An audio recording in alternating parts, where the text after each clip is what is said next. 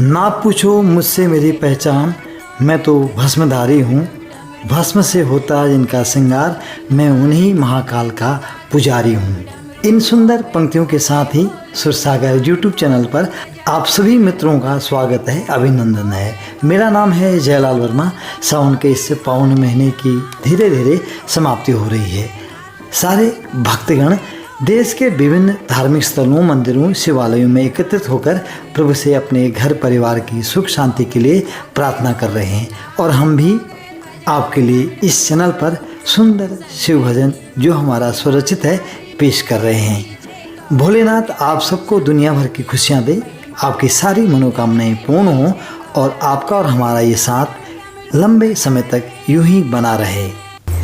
खो गए भोलेनाथ, खो गए बजा के डम डम डमरू, खो गए भोले